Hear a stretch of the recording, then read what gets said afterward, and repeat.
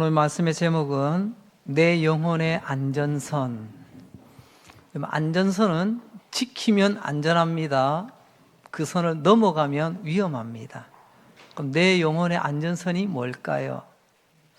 저는 어린 시절 요즘과 같이 그렇게 다양하고 또 풍성한 문화 혜택을 많이 못 누렸습니다.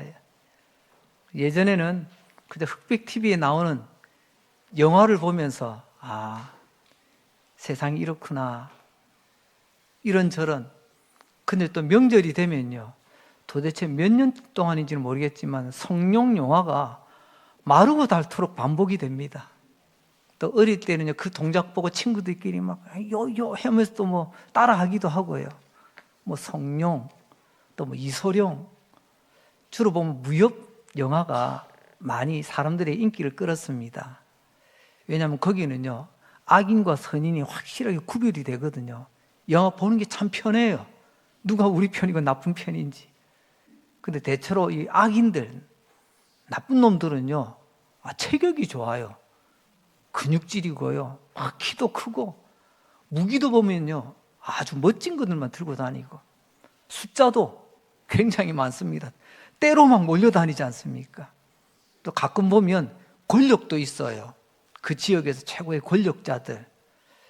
근데 그들이 문제를 일으킬 때 어디선가 이 주인공이 나타납니다. 근데 주인공 보면요, 보기에도 흐름해요. 몸도 그리 크고 그런 것도 아니고요.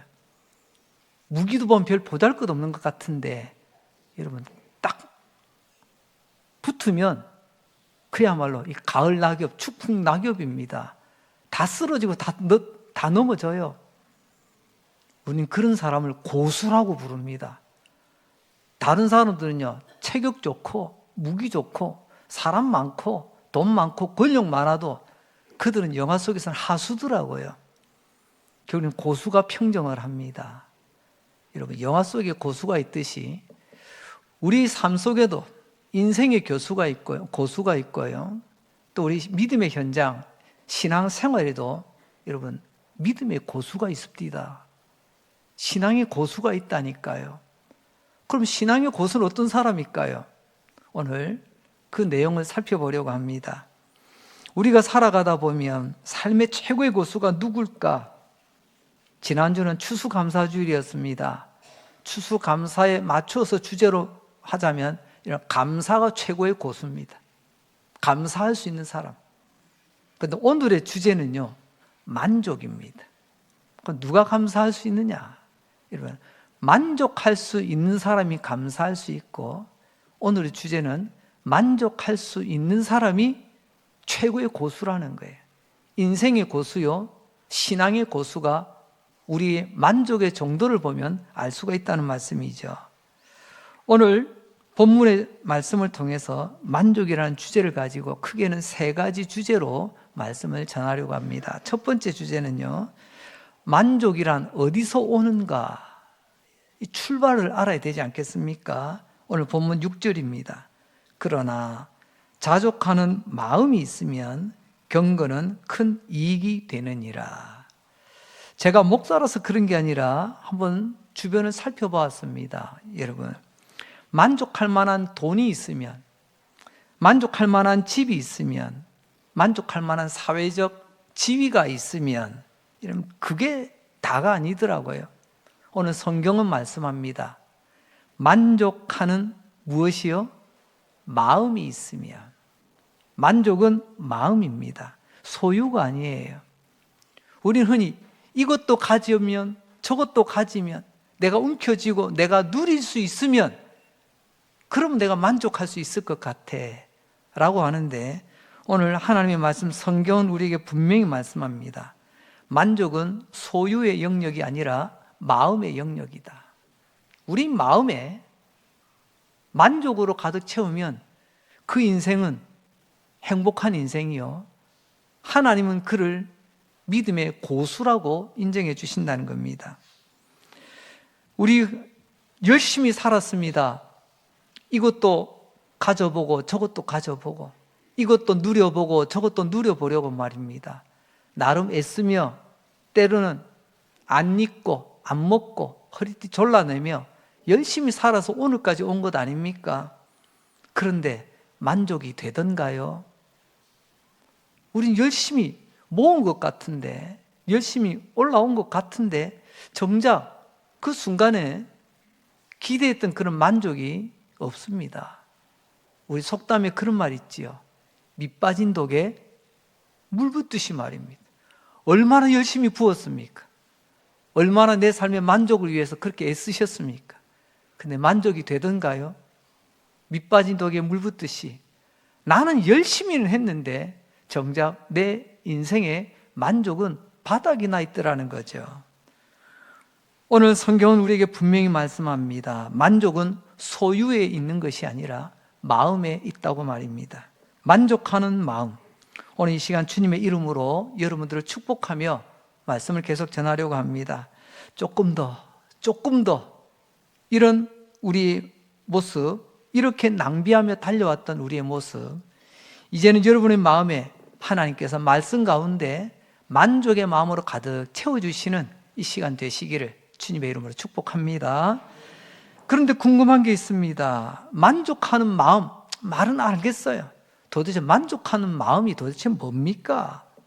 여기에 대해서 빌립보서 4장 13절은 우리에게 이렇게 말씀합니다. 내게 능력 주시는 자 안에서 내가 모든 것을 할 수 있느니라. 할렐루야. 여러분, 만족은 내 결심이 아니에요. 내가 그렇게 마음 먹어야지 해서 가지는 마음이 아니고요.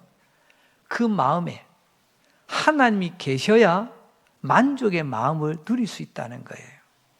내게 능력 주시는 자 안에서 만족도 마찬가지입니다. 잠시 만족은 있을 수 있습니다. 여러분들은 식사하시고 나면 그 한 끼가 어느 정도 유효하던가요? 한 끼 잘 먹고 나면 적어도 1년은 가지 않습니까? 아닌가요? 죄송합니다. 한 달은 가죠. 한 달도 안 가는군요. 그렇습니다. 조금 전에 식사했는데 조금만 돌았으면 금세 꺼져요. 먹을 때는 포만감, 든든한 만족감이 있었잖아요.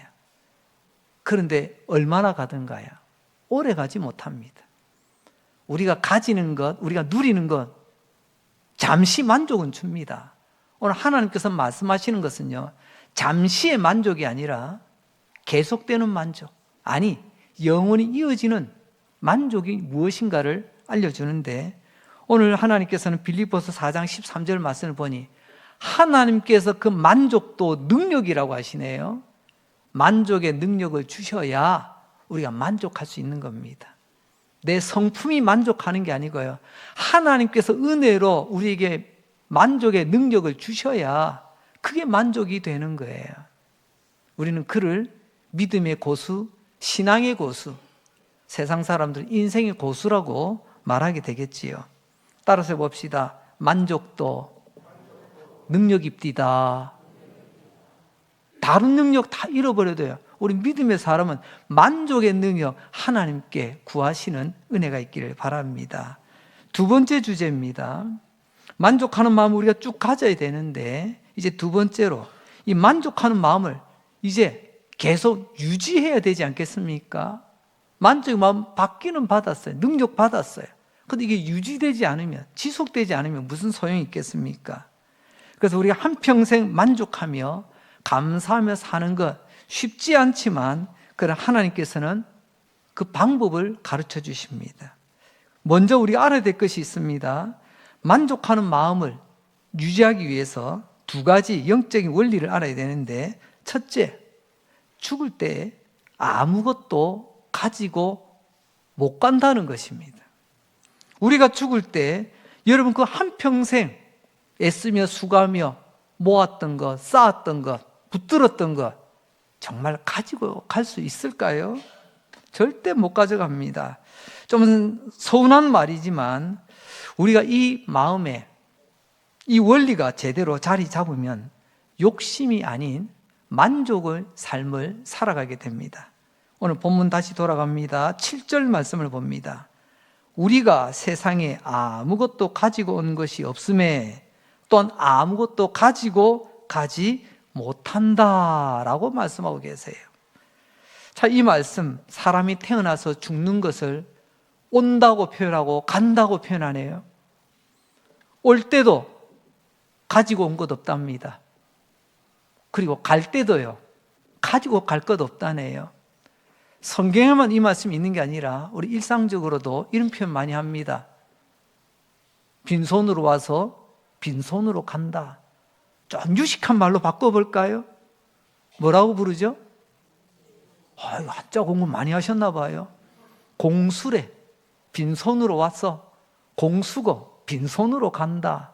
우리 이런 말들을 사용하기도 합니다. 빈손으로 왔다 빈손으로 간다는, 그러면 세상 사람이나 우리나 뭐 피차 일반이네요. 다를 것 없네요. 그러나 다른 게 하나 있습니다. 빈손으로 왔다 빈손으로 가는 인생이지만 여러분, 그 안에 예수가 있느냐 없느냐의 차이예요. 여러분, 돈은 믿든 안 믿든 우리 올 때는 빈손으로 왔다 갈 때는 못 가지고 갑니다. 집도 올 때는 없었지만 갈 때도 내가 못 가지고 가요. 빈손으로 와서 빈손으로 가는 것 원리는 똑같지만, 그러나 결정적인 차이는 우리는 그 사이에 예수님이 우리와 함께 하신다는 거예요. 이게 믿음의 사람입니다. 여러분, 그 속에 예수가 있느냐 없느냐의 차이에 따라서 하루살이 인생인가 아니면 영원에 이어져 가는, 영원에 잇대어 살아가는 사람인가를 구분합니다.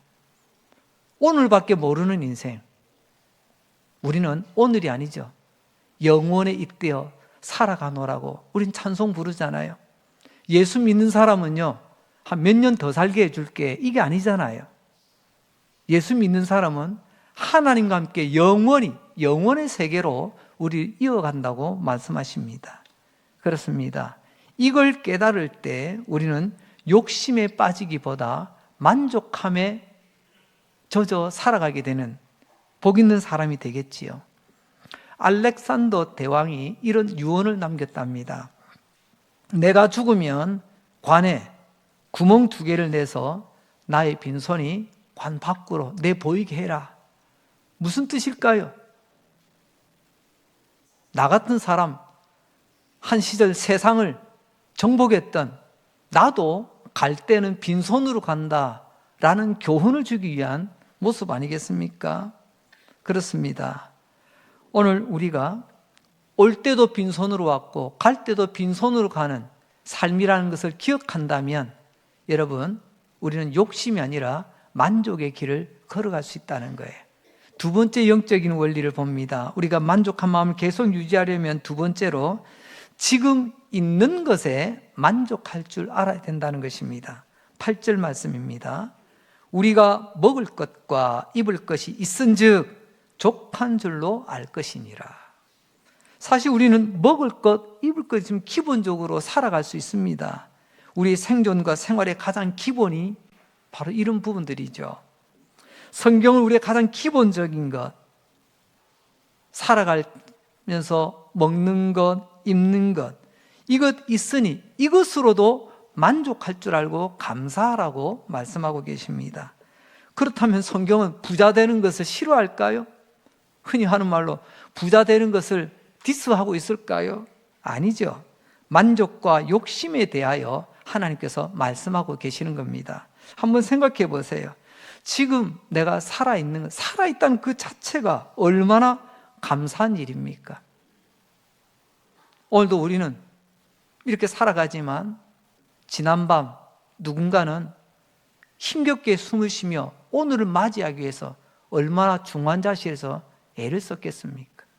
그런데 우리는 아침에 더 자고 싶어, 더 쉬고 싶어, 투정부터 시작합니다. 또요, 때로는 우리가 원치 않게 병원에 진단을 받고 때로는 내 몸에 여러분 수술해야 될 때가 있습니다. 여러분, 저는요 제 몸에 침 하나 들어오는 것도 실수입니다. 근데 몸에 칼을 대고 수술을 한다, 이거 엄청난 일이지 않습니까? 그래서 때로는요 내 몸에 약한 부위들 덜어내기도 하고 때로는 장기를 또 제거해야 되는 그래도 때로는 우리 손과 발을 수술을 통해서 끊어내야 되는 그런 경우도 생기기도 합니다. 그래서 여러분 생각해 보세요. 왜 그렇게 합니까? 고통을 주려고요? 아니잖아요. 결국 내가 살기 위해서 때로는 내 몸에 살도 떼내고 때로는 장기도 떼내고 그런 고통을 우리가 감내해내는 것 아니겠습니까? 오늘 하나님께서는 말씀하십니다. 살아만 있어도 감사할 줄 아는 것. 내가 오늘 살아있음에 감사할 줄 아는 것. 내가 숨을 쉴 수 있음에 감사할 수 있는 것. 이제 찬바람이 막 붑니다. 올해도 독감이 좀 많이 유행한다고 예방주사 맞으라고 많이 홍보하더라고요. 저는 감기 중에서 다른 것도 힘들지만 코막힘이 좀 많이 답답하더라고요. 이리 누우면 이쪽으로 코가 흘러서 막히고 저렇게 누우면 여기서 막히고. 그래서 예전에 아주 멋진 광고가 하나 있었어요. 평소에 축농증으로 코가 콱 막혀있던 사람이 이 약을 쓰니까 코가 뻥 뚫리네요. 그때 이런 멘트가 나오더래요. 이야, 코로 쉬니까 좋다. 코로 숨 쉬는 게 당연한 건데 이게 어쩌다 막혀가지고 답답할 때 코가 뻥 뚫릴 때 그렇게 상쾌하더라는 거예요. 먹을 것 있으니 만족할 줄 알라. 이 고백은 정신 나간 소리가 아니고 하나님 아버지에 대한 절대 신뢰가 깔려있는 말입니다. 하나님께서 계시니 어제까지, 오늘까지, 지금까지 먹을 것, 입을 것 하나님께서 책임져 주셨는데 왜 내일 먹을 것, 내일 입을 것 걱정하냐는 말씀입니다. 내 인생에 필요한 것 공급해 주시고 필요한 곳으로 인도해 주시고 나의 인생 책임지신 하나님에 대한 신뢰함이 있다면 오늘 먹을 것, 입을 것으로도 만족할 줄 알라라고 말씀하십니다. 더 가지려고 내 인생 빠득빠득 애쓰기보다 지금 있는 것에 만족하며 감사하면 그것으로 끝나는 게 아니고요. 여러분, 지금 있는 것에 만족하면요, 우리 하나님은 그래, 넌 그 정도로 먹고 떨어져라 이렇게 안 해요. 지금 그것으로 만족하면 하나님께서 더 만족할 수 있는 제목들을 붙여주십니다. 지금 작은 것에 감사하는 사람은요, 더 큰 감사의 제목도 만들어 주십니다. 이게 하나님께서 우리의 삶을 인도하시는 방식이에요. 따라서 봅시다. 작은 감사가 큰 감사가 되고 작은 만족이 큰 만족이 됩니다. 오늘 하나님은 그걸 우리에게 말씀하고 계십니다. 세 번째 주제입니다. 이런 만족하는 마음 끝까지 잘 지켜야 되는데 안타깝게도 중간에 무너지는 경우도 있습니다. 만족하는 마음이 무너지면 굉장히 위험하게 되는데요. 그 내용을 살펴보려고 합니다. 책을 읽다 보니까 이런 용어가 있어서 제가 눈여겨보았습니다. 여러분, 솔트 라인이라는 말을 들어보셨나요? 제가 발음이 안 좋지만 솔트, 소금 아닙니까? 라인은 선입니다. 소금선이라는 말입니다. 이런 물은 보면 민물이 있습니다. 아주 담백하죠. 그리고 바닷물이 있습니다. 해수라고 하는 염수, 짭니다. 우리도 지금 강릉 중앙에 남대천이 흘러서 저 밑으로 남항진에 가면요, 기수역이라는 지역이 있습니다. 바닷물과 민물이 만나는 지역이 있어요. 제가 한때 거기서 낚시도 참 많이 했습니다. 도다리도 꽤 많이 잡았고요. 이게 민물과 바닷물이 섞이는 지역이라서 지금 어종이 거기 좀 있더라고요. 근데 우리는 별로 표가 나지 않아요. 이 폭이 너무 좁아가지고. 근데 저 한강 정도 가면요, 한강물이 서해로 흘러갈 때 바닷물, 이 서해물과 한강물이 만나는 지점이 있습니다. 그럼 바닷물, 이 농도가 있지 않습니까? 민물, 이 만난 사이에 경계선이 보인답니다. 이걸 흔히 말하는 솔트 라인, 소금선이라고 부르는 거죠. 제가 말씀드리고 싶은 것은 일반적으로 민물에 사는 물고기는요, 바닷물에 넣으면 안 됩니다. 잠시는 파닥거리겠지만 조금 있다가 입 벌리고 둥둥 뜹니다. 죽어요. 바닷물에 사는 물고기를 또 민물에 넣어도요, 잠시는 버티겠지만 오래 못 갑니다. 간혹 회유성 물고기가 있습니다.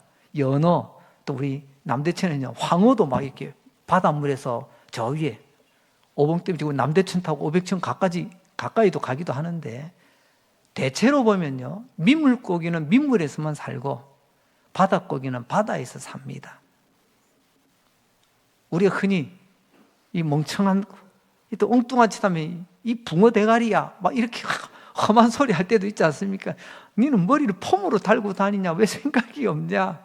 이 생선을 굉장히 비하를 합니다. 생선 대가리, 고기 대가리라고.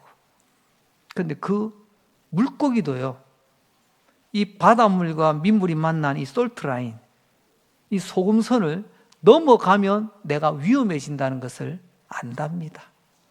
그 생각 없는 물고기도 민물고기가 바다로 들어가면 안 된다는 거 알고요, 바닷고기가 그냥 주제없이 민물로 쑥 들어와도 안 된다는 것을 안다는 거예요. 여러분, 그 생각 없을 것 같은 물고기도 그 정도로 지켜야 될 선이 있는데, 오늘 말씀의 제목, 여러분, 우리의 안전선이 뭘까요? 하나님은 만족선이라고 합니다. 내가 만족해야 될 이 선을 지키지 못하면 결국에는 우리 인생이 고달파지는 거예요. 하나님께서 우리에게 그어놓으신 우리 안전선이 있습니다. 오늘의 주제로 그 선이 뭐라고요? 만족선이라고 말할 수 있습니다. 여러분, 그렇습니다. 성경은 성도가 만족이라는 이 솔트라인을 넘어가게 되면 생각지 못했던 어려움 가운데서 힘들게 된다, 스스로 매를 버는 그런 경우들이 많다는 겁니다. 사랑하는 강릉제일교회 성도 여러분, 여러분은 삶의 고수가 되고 신앙의 고수가 되기를 바랍니다. 그러려면요, 만족하는 사람이 되어야 되겠고요, 만족하는 사람은 이 솔트라인, 안전선을 넘어가지 않는 사람입니다. 이 만족의 솔트라인을 넘어가게 되면 어떤 일이 벌어지게 될까요? 몇 가지 살펴보겠습니다. 첫 번째, 만족의 이 솔트라인, 안전선을 넘어가면 해로운 욕심으로 뚝 떨어지게 되어 있습니다. 9절 봅니다. 부하려 하는 자들은 시험과 올무와 여러 가지 어리석고 해로운 욕심에 떨어지나니 곧 사람으로 파멸과 멸망에 빠지게 하는 것이라. 부하려고 하는 자, 좀 더 만족을 모르는 경우를 말합니다. 뭐 가난하게 살라 이 말이 아니에요. 오늘 내게 주신 것에 만족하지 못하고 감사하지 못하고 늘 불평하며 늘 원망하며 늘 그런 하나님 앞에 항상 이런 태도로 나아가는 사람, 만족하지 못하는 사람이죠. 만족하지 못하니 감사하지 못하는 사람이죠. 여러분, 감사하지 못하고 만족하지 못하는 사람은 그 마음이 무너지는데 욕심, 그것도 해로운 욕심에 뚝 떨어진다고 말합니다. 여기서 말하는 욕심은 해롭다는 것을 말하죠. 오늘 본문의 6절에 보게 되면 만족은 우리를 유익하게 한다고 말합니다. 그런데 9절에 가서 보니까 욕심은 반대로 우리를 해롭게 한다고 합니다. 이런 말씀대로 받으시고 말씀대로 믿으시기 바랍니다. 만족은 우리를 유익하게 해요. 우리가 욕심 부리다가 우리의 몸과 마음을 해롭게 할 때가 많이 있지 않습니까? 성경은 정확하게 말합니다. 얼마나 해로운가? 단어가 아주 무시무시하네요. 파멸과 멸망으로. 만족하지 못하고 욕심으로 자꾸만 나를 밀어내기 시작하면 내 인생의 파멸, 멸망, 있어서는 안 되는 일이 일어나게 된다는 것입니다. 만족이라고 하는 이 솔트라인, 안전선 건너 저 욕심의 세계로 내가 건너가게 되어지면 참으로 해로운 일이 우리에게 일어납니다. 마치 물고기가 입 벌리고 배를 뒤집어서 물 위에 둥둥 떠가듯이 말입니다. 여기서 빠진다라는 말이 있는데 헬라어 원문을 보게 되니까 그 뜻이 배가 잠긴다라고 말합니다. 인생의 바다를 배가 항해하는 것이 아니라 여러분 물들어오기 시작하고 점점 가라앉기 시작하고 나중에는 침몰하게 된다는 것입니다. 욕심은 우리의 인생에 구멍을 냅니다. 욕심은 우리의 인생을 앞으로 나가지 못하게 하고 우리를 점점 물 가운데 침몰하게 만듭니다. 우리가 만족하며 감사하는 것이 왜 중요한가?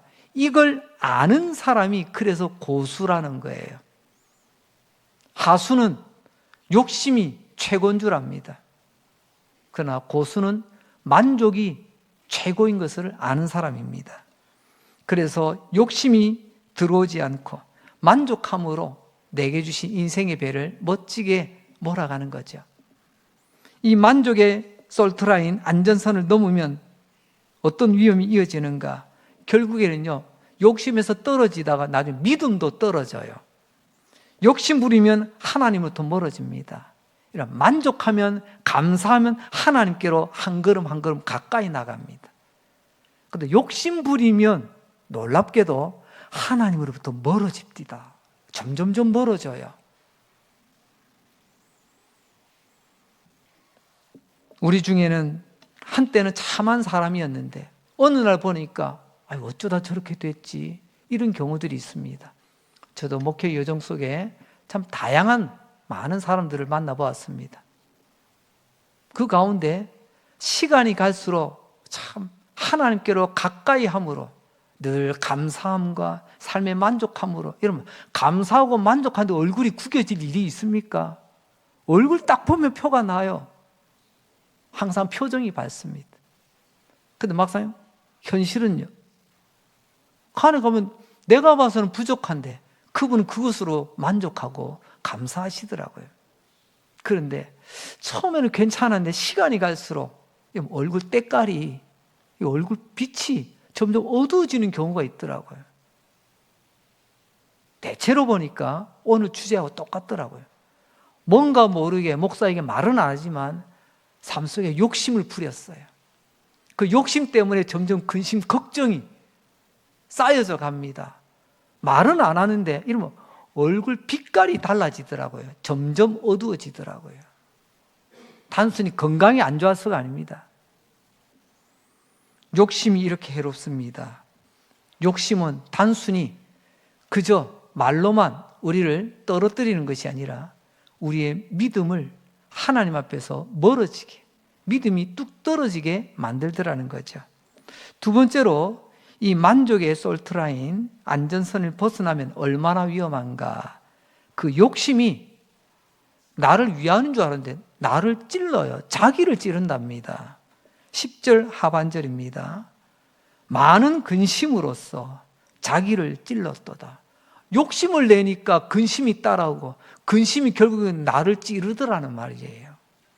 이렇게 비유를 해봅니다. 욕심을 마치 내 애인인 줄 알고 애인처럼 평생 내 품에 안고 그렇게 달려갈 줄 알았는데 어느 순간 이 애인이 말입니다, 내 목에 비수를 들이대는 거예요.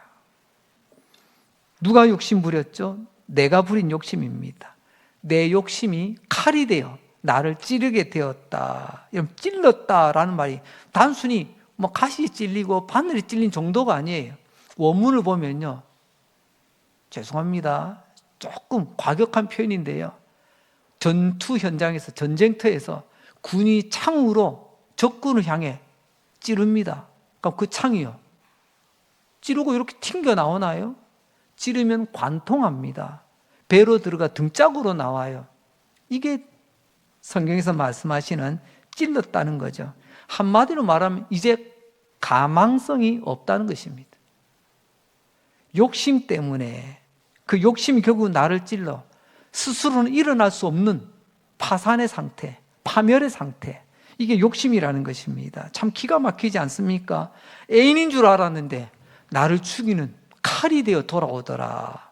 여러분, 만족과 감사의 이 솔트라인, 안전선을 넘어서면 그 욕심은 결국은 우리를 위협하게 됩니다. 그래서 성경은 이렇게 충고합니다. 디모데전서 6장 11절, 오늘 본문 그 다음 절인데요, 오직 너 하나님의 사람아 어떻게 하라고요? 이것들을 피하고, 여기서 이것들은요, 우리 욕심 부리는 것을 말해요. 너희가 욕심 부리는 것을 피해라 고 말씀하십니다. 10절까지가 본문이라면 이제 11절은 그 앞에는 10절을 이어봤는데 어떻게 하죠? 이것들을 피하라. 욕심들을 피하라고 말씀하고 있습니다. 그 욕심은 한두 가지가 아닙니다. 내가 이 땅에서 살아가는 동안 부린 수많은 욕심들, 너를 파멸로 몰아가고 너를 찌르는 그런 욕심들을, 그 욕심을 버려라, 피하라. 제 고향 사투리로는요, 내빼라 이런 거예요. 뒤도 돌아보지 말고 내빼라는 거예요. 욕심이 다가오면 내빼는 게 상책입니다. 존 파이퍼 목사님이라고 아마 이름을 몇 번쯤은 들어보셨을 거예요. 참 귀한 목사님이신데 이 부분에 대해서 목사님의 해석이 너무 좋아서 제가 한번 인용을 해봅니다. 욕심을 피하라, 이 부분을 이렇게 해석하는데요, 동물원에서 막 탈출한 굶주린 사자를 보고 피하는 것처럼 그렇게 욕심으로부터 달아나십시오. 좀 실감나지 않습니까? 동물에서 사자가 튀어나왔어요. 야, 큰 고양이다 이러면서 반기는 사람 있나요? 그것도 지금 쩔쩔 굶어가지고 지금 으르렁거리고 있는데 보자마자 막 사라져야 되잖아요. 그 앞에서 어슬렁거리면 안 됩니다. 그런데 우리는 어떻습니까? 우리는 본능이 욕심을 자꾸만 다가서려고 합니다.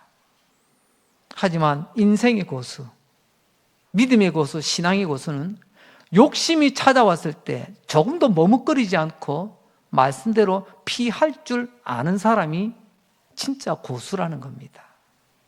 왜요? 그게 내가 사는 길이니까요. 하수는요, 그게 죽는 길인지도 모르고 덥석 달라듭니다. 이 차이거든요. 따라서 봅시다. 때로는 피하는 게 사는 길입디다. 특별히 욕심은요, 부리는 게 아니고 피하는 게 사는 거예요. 어떤 분은 이렇게 질문할지도 모릅니다. 주님, 왜 나만 그래야 되나요? 옆에 있는 우리 친구들, 우리 이웃들 보니까 다 그러던데요? 다른 사람은 다 그러는데 왜 나만 그러세요? 여러분, 오늘 성경은 분명히 말씀합니다. 네가 누구냐? 너는 하나님의 사람 아니냐? 하나님의 사람이라면 욕심 보고 피하는 게 사는 길이에요. 하나님의 사람이 아니면요, 상관없어요. 여기서 하나님의 사람이라는 말은 단순히 교회 출석하는 교인을 말하지 않습니다. 하나님의 사람이라는 말은 하나님께서 내 인생 책임져 주심을 믿는 사람, 그 믿음의 사람은 오늘 말씀처럼 욕심이 찾아올 때 가장 먼저 피하고 본다는 겁니다. 놀랍지 않습니까? 네가 바로 하나님의 사람이다 라는 거예요. 오늘 말씀을 전하는 저도, 듣는 여러분도 동일한 하나님의 사람으로서 이 말씀에 온전히 순종할 수 있길 바랍니다. 너 하나님의 사람아, 이것들 욕심들이 찾아오거든 먼저 피하라. 말씀을 정리하겠습니다. 오늘 주제가 뭐죠? 만족이라고 했습니다. 만족할 수 있는 사람이 인생의 고수, 진짜 만족하는 사람이 믿음의 고수, 신앙의 고수라고 했어요. 오늘 마무리는요, 한자 공부 좀 하고 마치려고 합니다. 이런 만족, 한문으로 쓰실 수 있나요? 그래서 저 앞에 자막이 나와 있습니다. 아하, 저렇게 쓰면 되는구나. 쓰기가 어렵다면 읽을 정도는 되셔야 안 되겠습니까? 여러분, 저 만자가 무슨 만자죠? 10,000원짜리 만자죠? 아닙니다.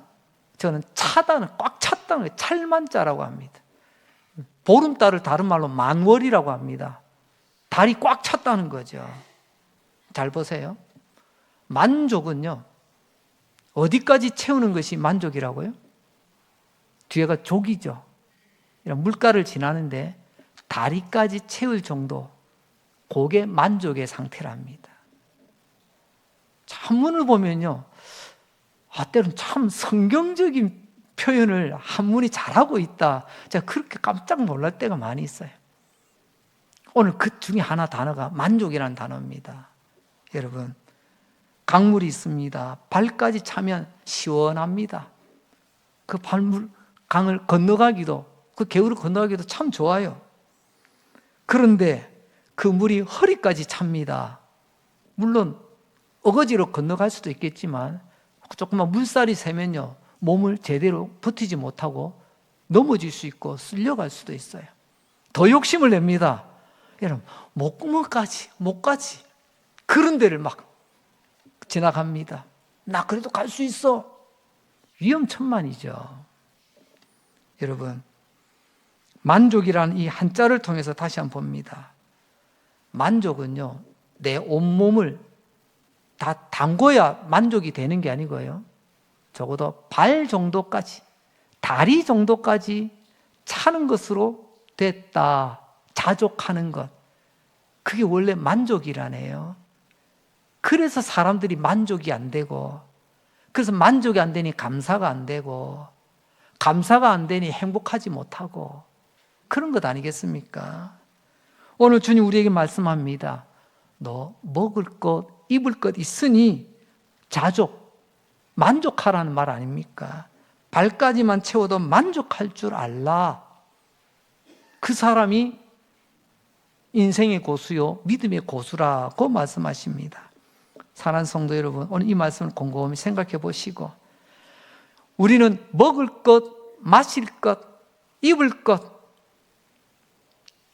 누구에게나 이 정도는 있을 수 있겠지만, 그러나 이 세상 누구도 가지지 못한 진짜 중요한 게 우리에게 있어요. 우리는 이것 때문에 사실은 만족하는 겁니다. 그게 뭘까요? 내 안에 이 우주보다 더 크고 더 큰 예수님이 계시다는 겁니다. 예수를 믿는 자는 우리 안에 그 예수님이 우리와 함께 하신 줄 믿습니다. 먹을 것도 있고 입을 것도 있지만 더 중요한 예수님이 내게 계시니, 이것이 우리의 만족의 가장 첫 번째 이유가 되어야 될 줄 믿습니다.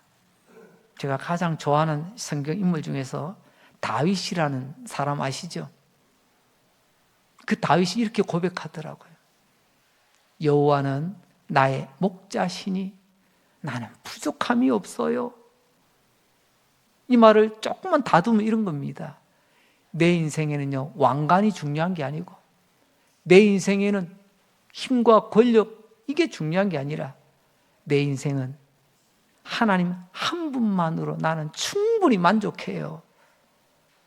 그 다윗이 성경에서 가장 하나님이 기뻐하는 인물 중에 한 사람 아닙니까? 오늘 만족이라는 주제로 말씀을 전해드렸습니다. 만족할 수 있는 사람이 어떤 사람이라고요? 인생의 고수요, 신앙의 고수다.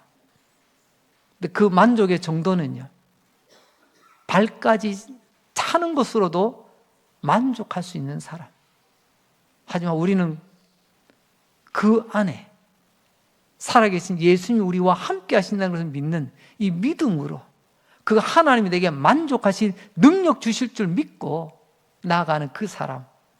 그 사람은 우리 마음의 안전선, 믿음의 안전선, 만족선을 지키며 오늘도 주님의 은혜 가운데 복되게 살아가게 될 줄로 믿습니다.